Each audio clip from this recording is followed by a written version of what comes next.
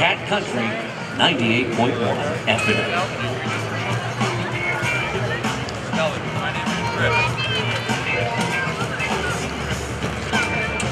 And now, ladies and gentlemen, on takeoff roll from right here at Quonset Point, this airplane flew in active duty service right here, the Collings Foundation's A-1 Skyraider.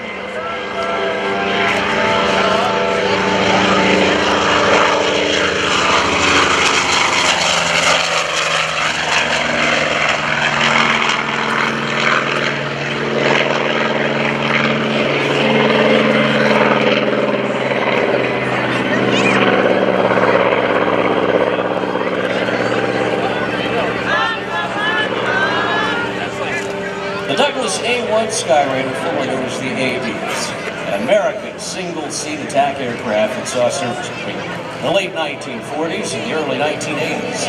This particular aircraft, as we said, served right here at this very airport, historic Quonset Field. Skyraider had a remarkably long and successful career, even inspiring its straight-wing, slow-flying, jet-powered successor that we saw land a little earlier, the A-10 Thunderbolt II. It was operated by both the United States Navy and the United States Marine Corps, flown today by the world-famous Collings Foundation of Stowe, Massachusetts, and piloted today by one of its namesakes, Mr. Rob Collings himself. A gorgeous airplane both on the ground and in the sky to the pilots who flew it, and something of a brute to everyone else. But here in a few seconds, from the right, you're going to see for yourself and feel into your chest the sound of freedom and the roar of its mighty engine. Let's watch now and let's listen to the Collings Foundation's A-1 Skyraider.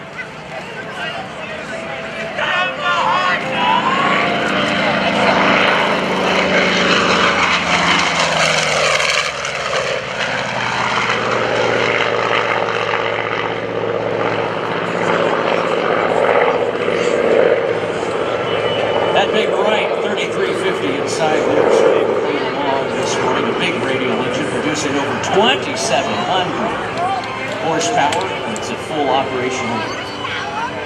Manifold pressure RPM, a beautiful airplane, lovingly, as we said, maintained and operated by our friends at the Collings Foundation. This particular aircraft, as we said, back in the 1960s, served as a utility and training aircraft here at Quonset Field, so it's right at home. Cruising a speed of around 198 miles an hour. We're going to see a high-speed pass by Skyraiders here on this next one. So let's watch.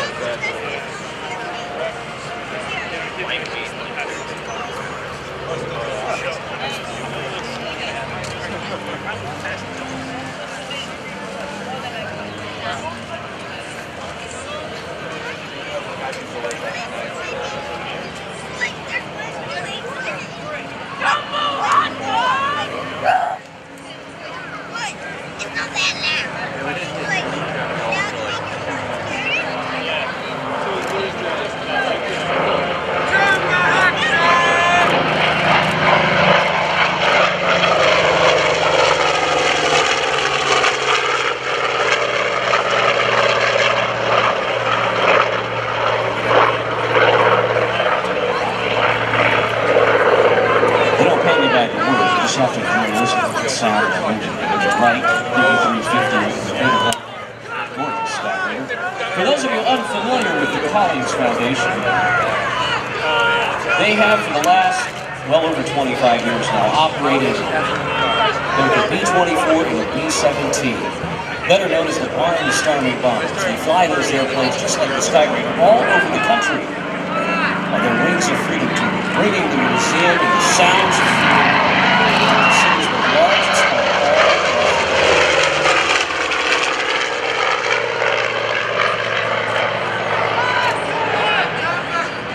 You have a chance to see the Collings Foundation's website, collingsfoundation.org. You can find out a lot more information about one of the Skyraiders and all of the aircraft, including the ME-262 that they operate. That, of course, is the first jet fighter to see service It flew for the Luftwaffe of the German Air Force in World War II, and today they have a replica of that airplane. Rob likes to say that if you run a search for ME-262, there are more items that come up on the Google for the ME-262 than do for Abraham Lincoln. Truly, an aircraft that we are proud to have here in the United States now on display to show the aviation heritage and the lineage of our American aviators and what they were up against in World War II.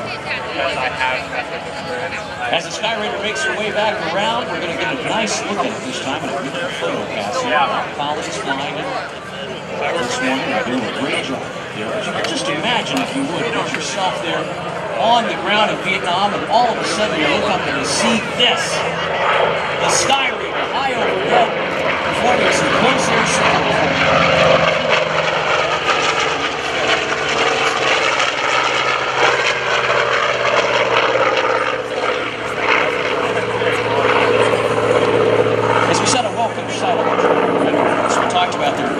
And the B-24 that they operate. The Skyraider actually had a higher armament load than that of the B-17, its World War II counterpart. This airplane is a lethal machine, folks, and it was absolutely loved by the pilots and the crew members who flew on it because of that. A wing loading of about 45 pounds per foot gave it the necessary lifting capability to haul up 4 20-millimeter cannons and up to 8,000 pounds of ordnance on 15 bombs, torpedoes, mine disposals. The Skyraider back here at Quonset Point, where it runs through an active duty service. Truly, an American icon here for you.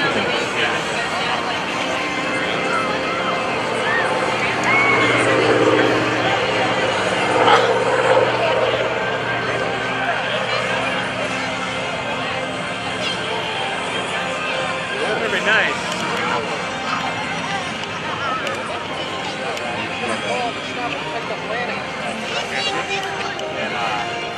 To make one more pass.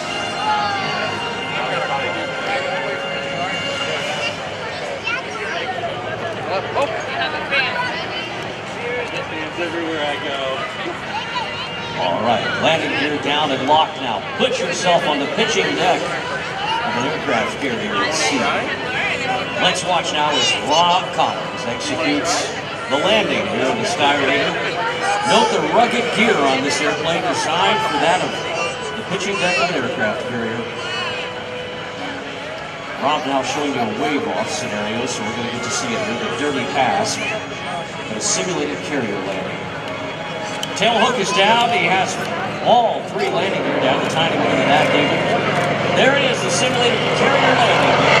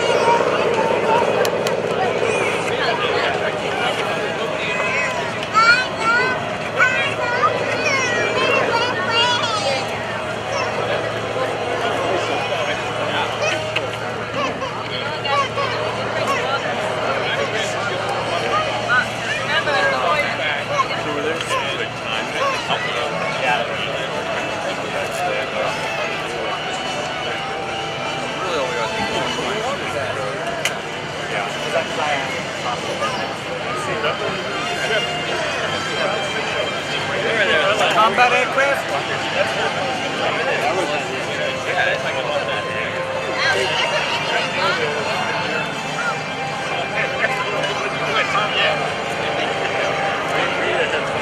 And now again from the right for photo pass. Collings Foundation.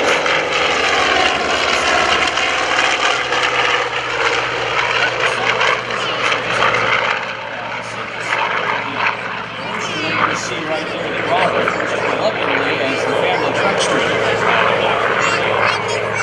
That particular aircraft was set up to have somebody in the back running countermeasures, or even close air support, or even as a some teeth. A big airplane, one that was beloved, as we said, by its crew. It saw service all the way into the 1980s, truly an important part of our aviation heritage. You visit our friends there at the Quonset Air Museum, they can tell you lots more about some of these very unique aircraft that flew both abroad and here at Quonset. They have some of the most rare aircraft in all of the world, and they're on display for you today right here at the air show. But right now, high overhead, the right 3350 on the front end of that gorgeous Skyraider. Let's listen in as Rob Collings executes a 90-degree break right at your show center. This will be the landing. We're going to watch now as Rob sets up one gear, two gear, and now a third in the back. The tiny tail is extended. Let's watch Rob as he sets up for another flawless landing for that gorgeous Skyraider.